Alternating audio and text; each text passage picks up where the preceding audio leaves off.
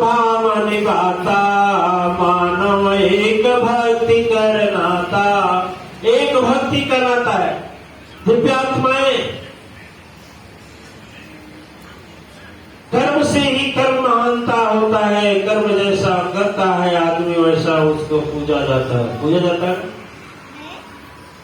रावण उच्च जाति का था लेकिन कर्म छोटा था तो क्या किया गया? जलाया जाता है हर साल। वशिष्ठ जी उसी खानदान के थे लेकिन उनका आज पूजा होता है। तो कर्म की बात है। लेकिन जब गुरु जाकर देखे कि एक छोटी जाति भील और इतना बड़ा धर्मधर हो गया, बोले तुम्हारा गुरु कौन है? चरणों में गिर गया। कहा गुरु जी आप मैं तुम्हारा गुरु हूँ। तुमको कब ज्ञान दिया है?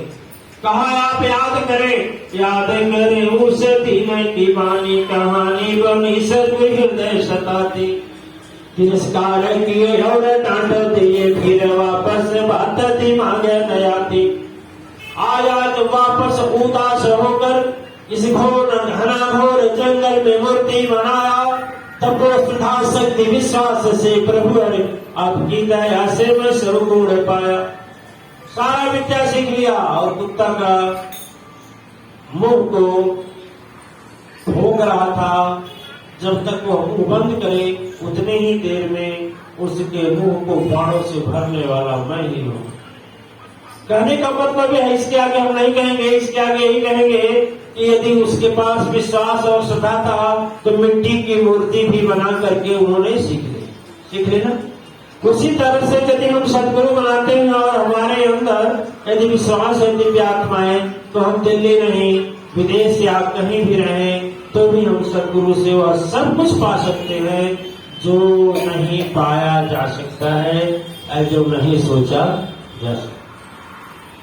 देखिए गुरुओं में कई प्रकार के गुरु होते हैं। एक तो कान फूंकने वाले गुरु होते हैं, एक तंत्र मंत्र सिखाने वाले गुरु होते हैं, एक स्कूल में विद्या बताने वाले गुरु होते हैं, एक सांसारिक काम। जैसे एक गाड़ी चल रही है, गाड़ी चलाने वाला कोई मिल गया, गाड़ी चलाने को बता दिया, वो उसका गुरु हो गया। गाड़ी बनाने को सिखा दिया, इसका गुरु हो गया। मकान बनाने के लिए कोई सिखा दिया, इसका गुरु हो गया। आपके ऊपर पंखा चल रहा है, पंखा बिगड़ने पर बनाया कैसे जाता है बता दिया, वो गुरु हो गया। ठीक है ना? गुरु शुरू से ही होते हैं। देवियों को जन्म लेते ही तो भोजन बनाने नहीं आता है, आ जाता है। जो देवियां जन्म लेती हैं भोजन बना देगी, लेकिन उसको भी सिखाने वाला कोई है ना। कोई भी सिखाए, माँ सिखाए, भाभी सिखावे, बहन सिखावे, सहेली सिखावे, दादी सिखावे, कोई गुरु सिखाता ही है। संसारिक कार्य को भी जो हम नहीं जानते हैं और कोई बता देता है तो ये हमारा गुरु है। उसी तरह से पुण्य आत्माएं विश्व ब्रह्मांड विश्व नियंता परम शक्ति सत्ता की प्राप्ति और उससे पा करके अपने जीवन को कैसे चलाया जाए कि पूरा जीवन खुशियों से भर जाए, पूरा जीवन सुख शांति से भर जाए, पूरा जीवन संकट से मुक्त हो जाए, पूरा जीवन अहोधन भाग्य से गुजरने लगे और फिर यह शरीर छोड़ने के बाद हमें परम धाम मिले। परम धाम में भी सोचेंगे, परम धाम में सोचेंगे। परम धाम का मतलब जिसका जितना क्षेत्र होता है उतना ही में कुछ कर सकता है। जैसे यहाँ के विधायक जो होंगे तो जहां तक उनका विधानसभा क्षेत्र है वहीं तक कर सकते हैं, ठीक है? दूसरी जगह नहीं कर सकते। दूसरे विधानसभा का हो जाएगा, प्रदेश में जाएगा तो मुख्यमंत्री का हो जाएगा, देश में जाएगा तो प्रधानमंत्री का हो जाएगा, और देश के बाहर चला जाएगा तब तो वहां के प्रधानमंत्री का होगा, यहाँ का तो नहीं होगा। उसी तरह से सबका क्षेत्र है। जैसे जो भगवान राम या कृष्ण की उपासना करते हैं दिव्यात्माएं, भगवान राम और कृष्ण एक ही, वह क्षीर सागर निवासी के अंशा नहीं पूरा अवतार है, और वही प्रभु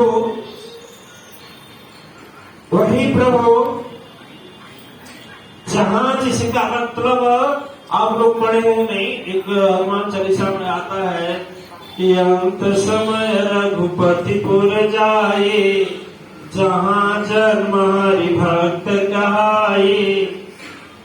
यानी यदि भगवान राम का पावर है तो 6 तक है, वैकुंठ तक है। देखिएगा, ब्रह्मा का है तो ब्रह्मलोक तक है, शंभु का है तो शिव शंकर लोक तक है। और ऐसे लोग ना इस धरती पर कितने हैं, कितने लोग हैं, कितने लोग हैं जिसको हम लोग सोच नहीं सकते। कल एक बोल रहे थे महात्मा, बहुत बड़े महात्मा बोल रहे थे, हम देख रहे थे, तो वो बोल रहे थे कि 1 लाख कुछ किलोमीटर के प्रतिचाल से सूरज की किरण चलती है। उतना तेज से यदि चला जाए तो भी 40,000 वर्ष लग जाएंगे ब्रह्मलोक में जाने में। सोचिए, उतना 1000 वर्ष लग जाएगा ब्रह्मलोक जाने में, फिर उसके विष्णु लोक, शिव लोक, तल, अतल, सतलोक, भूलोक, मह, स्व, जन, ऐसे अनेक पिंड हैं धरती जैसे। इतना ग्रास करते करते अंत समय परम धाम है, सत्य धाम है, जहाँ से जाने के बाद फिर यह जीव कहीं नहीं जाता है। अब सोचिए, उतना दूर जाने में कितना समय लगेगा, लगेगा ना? बोलेगा कैसे जाएगा? एक चींटी थी, चींटी जानते हैं? चींटी थी और चींटी सोची कि हमें दिल्ली से बम्बई पहुंचना है। कितना समय लगेगा? कितना समय लगेगा?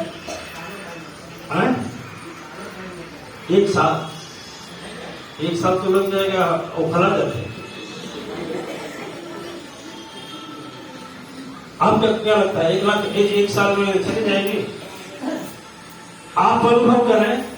लेकिन वही चींटी, ध्यान देते, वही चींटी जब तेज वायु गति से उड़ने वाले पक्षी के, ठीक है, पक्षी के पंख में जाकर चुपचाप शांति से बैठ जाए, यात्रा आसान हो जाएगी। उसी तरह से जब हम सदगुरु के विश्वास रूपी पंख में जाकर जब हम सीख जाते हैं और भरोसे हो जाते हैं, तो हम आसानी से यात्रा पूरी कर लेते हैं। देखिए, मैं वैसे तो गुरु के विषय में सोचा जाए तो जब तक गुरु नहीं बनाते हैं शरीर पवित्र रहती है। यह शरीर क्या रहती है? और पवित्र रहती है। इस शरीर का छुआ भी यदि कोई खाता है तो उसका तपस्या नष्ट हो जाता है। एक कहा गया है, हम आपसे कई बार कहे हैं, यदि पास में गंगा बहती हो, घर कुआं नहाना ना चाहिए। माता पिता यदि जिंदा हो तो उनको बिना खिलाए खाना ना चाहिए। सूरज गगन में उग जाए तो घर में दीप जलाना ना चाहिए। और देखिए, जिसके जीभ पर सद्गुरु नाम न हो, चाहे जिसके जीवन में सद्गुरु ना हो, उसका छुआ खाना ना चाहिए। अछूत वही है, अछूत वही है जो सद्गुरु ने ही बनाया है। उसकी हड्डी चमड़े मांस की शरीर है, सूत्र सभी है, जन्म से सभी सूत्र है। वासना से हम सबका जन्म हुआ है और वही जन्म से कारण सूत्र होते हैं। जब हम सद्गुरु बनाते हैं तो सद्गुरु जब बनाते हैं तो दूसरा जन्म होता है, द्वि माने दूसरा, जैसे जन्म दूसरा जन्म होता है। और जो दूसरा जन्म हमारा हो जाता है उसी को विप्र कहते हैं, उसी को द्विज कहते हैं, उसी को ब्राह्मण कहते हैं। ब्रह्म प्राण से ब्राह्मण अस्ति। और जब तक हमने सद्गुरु नहीं बनाया, कहा गया है कि बड़े बड़ाई पाप के रोम रोम अहंकार, सतगुरु परिचय बिना चारों बड़ समार। भी आत्माएं, चाहे ब्राह्मण हो, चाहे क्षत्रिय हो, चाहे वैश्य हो, चाहे शूद्र हो, कोई भी हो, यदि सदगुरु नहीं बनाया तो सभी शूद्र है, सभी शूद्र है। सदगुरु जब हम बना लेते हैं, सदगुरु की शक्ति अंतःकरण में प्रविष्ट कर जाती है, तब हम पावन और पवित्र होते। थोड़ी तो आप लोगों को बताएंगे। एक पहले कथा बता रहे हैं विष्णु पुराण की। आप लोग सुने हैं कि नहीं सुने हैं? सुने हैं तो भी सुन लीजिए। भगवान विष्णु की गाथा